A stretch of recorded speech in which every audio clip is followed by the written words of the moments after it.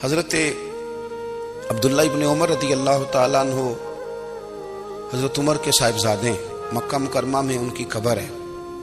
میں نے جب انہیں پڑھا تو مجھے ان سے بڑا پیار ہو گیا، لیکن آپ کو پتہ ہے وہاں جا کے کسی شخص کا مزار تلاش کرنا یا پوچھنا ایک مشکل کام ہوتا ہے۔ تو ایک دفعہ میں مکہ شریف میں حاضر تھا تو ایک گاڑی والا ڈرائیور مجھے کہنے لگا کہ مولانا میں آپ کو جانتا ہوں، مجھے آپ سے محبت ہے، ایک بات بتاؤں آپ کو۔ میں نے کہا بتاؤ۔ کہنے لگے حضرت عبداللہ ابن عمر کی قبر دیکھنی ہے۔ میں نے کہا یہ تو نہیں کہہ رہا، یہ کسی نے بندوبست کرایا ہے، یہ اللہ نے تیرے دل میں بات ڈالی ہے، یہ ہو گیا، تو لے چل مجھے۔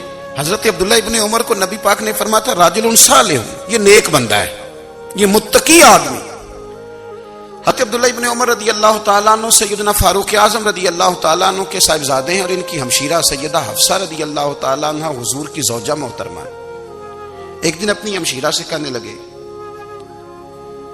کہ نبی کریم صلی اللہ تعالیٰ علیہ وسلم گھر میں آئے نا، اور اگر حضور غم امت میں پریشان نہ ہوں، طبیعت کو حشاش بشاش دیکھو، تو ذرا پوچھنا تو صحیح حضور کا میرے بارے میں کیا خیال ہے، پوچھنا تو صحیح کہ کریم کی بارگاہ میں میرا کیا مقام ہے، میرے بارے میں حضور کیا فرماتے ہیں۔ اب بہن کو کام بتائے، اور بتائے بھی بھائی، اور پھر بہن وہ کام نہ کرے، یہ تاریخ میں ہوتا نہیں۔ حضرت عمر فاروق رضی اللہ تعالیٰ عنہ کی صاحبزادی ام المومنین رضی اللہ تعالیٰ عنہ فرماتی ہیں کہ میں تو بس منتظر تھی، انہوں نے تو کہا تھا نا کہ اگر تم حشاش بشاش دیکھو تو بات کرنا، لیکن حضور تشریف لائے، میری باری تھی، میرے گھر تشریف لائے، کھانا پیش کیا تو فوراً میں نے عرض کی حضور ایک بات پوچھنی تھی۔ تو حضور نے فرمایا پوچھئے۔ میں نے عرض کی حضور میرے بھائی عبداللہ ابن عمر کے بارے میں آپ کا کیا خیال ہے؟ نوجوانوں میری بات پہ غور کرنا، میرے بھائی کے بارے میں آپ کا کیا خیال ہے؟ تو نبی کریم صلی اللہ تعالیٰ علیہ وآلہ وسلم نے میری طرف دیکھا، اور پھر حضور زیر لب تھوڑا مسکرائے، اور بریلی کے امام کہتے ہیں کہ حضور مسکرا دیتے تھے نا تو جو بڑا دکھی ہوتا تھا وہ بھی ہنس پڑتا تھا۔ اب سوال پیدا ہوتا تھا کہ پھر تو اس مسکراہٹ کے لیے انتظار کرنا پڑتا ہوگا کئی مہینے کہ حضور مسکرائیں تو رونے والے ہنسیں، تو اعلیٰ حضرت فرماتے نہیں، انتظار نہیں کرنا پڑتا، یہ مسکراتے رہنا تو حضور کی عادت ہے۔ جس کی تسکین سے روتے ہوئے ہنس پڑے، اس تبسم کی عادت پہ لاکھوں سلام۔ یعنی یہ تو عادت ہے حضور کی مسکراتے رہنا، اس کے لیے انتظار نہیں کرنا پڑتا۔ بھائیو آپ خیال رکھیں گے، غور کریں گے، حضرت عبداللہ ابن عمر رضی اللہ تعالیٰ عنہ کے بارے میں پوچھا تو سیدہ فرماتی ہیں کہ نبی کریم صلی اللہ تعالیٰ علیہ وسلم نہ زیر لب مسکرائے اور فرمایا حفصہ تیرا بھائی ہے تو اچھا، لیکن میں نے سنا ہے کہ عشاء کی نماز پڑھتا ہے تو فجر تک سویا ہی رہتا ہے۔ او نوجوانوں، 10 بجے تک سونے کی بات نہیں ہوئی، 9 بجے تک سونے کی بات نہیں ہوئی، 11 بجے اٹھنے کی بات نہیں۔ حضور فرمانے لگے میں نے سنا ہے کہ عشاء کی نماز پڑھ کے سو جاتا ہے اور فجر تک سویا ہی رہتا ہے، اسے چاہیے کہ تہجد کے وقت اٹھا کرے، اللہ کی بارگاہ میں حاضر ہوا کرے، آہوزاری کرے، سجدے کرے، عبادت کرے، اٹھتا ہے اور فجر میں جا کے اٹھتا ہے۔ حضرت جناب حفصہ رضی اللہ تعالیٰ عنہ کہتی ہے میں نے جناب عبداللہ ابن عمر کو پیغام دیا اور میں نے کہا میرے جوان بھائی سن، نبی پاک نے فرمایا ہے تو اچھا پر تہجد میں نہیں اٹھتا، نفل نہیں پڑھتا۔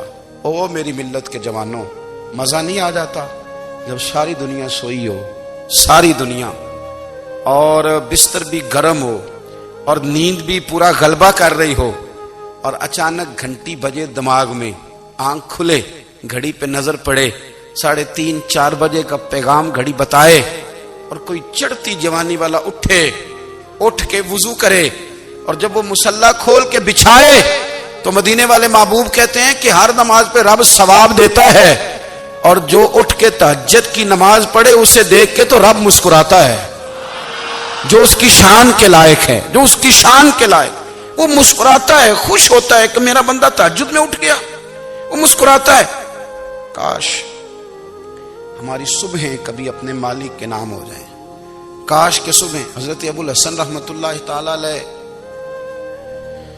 حضرت معاذ ابن جبل رضی اللہ تعالیٰ عنہ کے پاس بیٹھا کرتے تھے، فرماتے ہیں ان سے جو پیار بڑھا تو پھر میرا مصلی سے بھی بڑھ گیا۔ تابعی ہیں، فرماتے ہیں صحابی رسول سے محبت ہوئی تو ذکر سے بھی ہو گئی، پھر درود شریف سے بھی ہو گئی، محبت ان سے بڑی تو پھر اللہ نے مسجد کا پیار بھی بڑھا دیا۔ آپ فرماتے ہیں کہ میری ہر وقت بھی یہ چاہتی تھی کہ بس اللہ اللہ کروں، بس اللہ اللہ کروں، بس نہ میں ذرا تھوڑی جان چھڑاؤں لوگوں سے، کوئی 10 منٹ ملے تو میں کچھ 4 نفل پڑھ لوں، میں تھوڑا سا نہ بچوں لوگوں سے، اور مجھے تسبیح ملے تو میں نہ کچھ 400-500 دفعہ استغفار پڑھوں، سبحان اللہ، الحمدللہ، اللہ اکبر، لا حول ولا قوت الا باللہ، میں نہ تسبیحات پڑھوں۔ فرماتے ہیں کہ بچے تھے گھر میں 6-7، غربت تھی، کام ملتا کوئی نہیں تھا، اور میں کام چور نہیں تھا، کام ڈھونڈتا تھا، پر اللہ کی قدرت کے کام نہیں ملتا تھا۔ فرماتے ہیں کہ میں نے ایک دن اپنی اہلیہ سے کہا کہ آج میں پھر جاتا ہوں کام ڈھونڈنے، تو میری بیوی بڑی فرما بردار تھی، پر اس دن نہ غربت کے ہاتھوں تنگ آ کے کہنے لگی آج نانا کوئی تو چیز لے کے آیا، تو مجھ سے بچوں کی بھوک نہیں دیکھی جاتی ہے، سب روگاں دا روگ محمد جس دا نام غریبی، کنڈ بلا کے لنگ جاندے نہیں دوست یار قریبی، آج نہ کچھ لے کے آیا تو میں بچے لے کے میکے چلی جاؤں گی۔ شیخ فرماتے ہیں کہ میں بڑا پریشان گھر سے نکلا، پر میں نے صبح سے لے کے زور تک کام ڈھونڈا، کام ملا کوئی نہیں، تو میرے دل میں خیال آیا چلو کام نہیں ملتا تو اللہ اللہ تو کرے نا، چلو بندوں کی مزدوری نہیں ملتی تو رب کریم کی عبادت ہی کرتے ہیں۔ فرماتے ہیں کہ میں نے نا فرات کے پانی سے وضو کیا، نہر کے، شدید دھوپ تھی، ساتھ ریت تھی اور ریت تپ رہی تھی، میں نے اپنا رومال وہیں مصلی کے طور پر بچھا لیا، اور فرماتے ہیں کہ زور سے لے کر عصر تک نماز پڑھی، دھوپ بھی پورے زور پہ، پر میرے سجدے کا ذوق بھی پورے زور پہ۔ فرماتے ہیں سورج بھی چمک رہا ہے اور رب کی عبادت کا ذوق بھی پورے زور پہ، میں سجدہ کروں تو پھر میرا اٹھانے کو جی نہ چاہے۔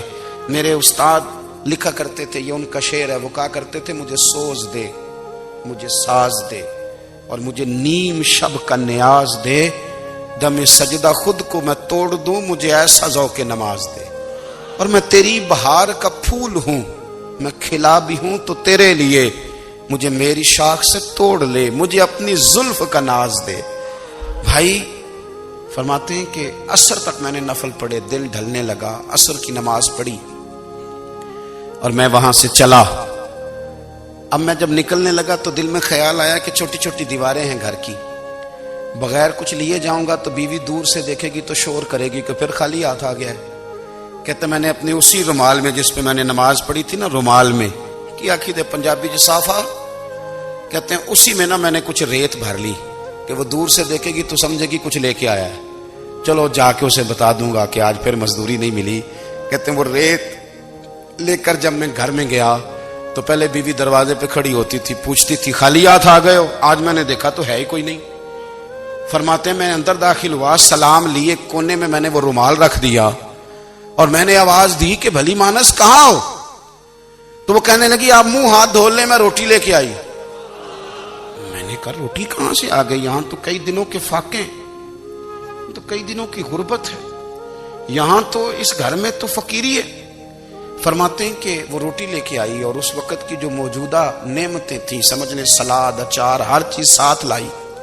میں نے کہا کہ بچے کہاں گئے؟ کہنے لگی وہ کھانا کھا کے کھیلنے گئے، آپ کھانا کھا لیں آ جاتے ہیں۔ کھانا اس نے چن دیا۔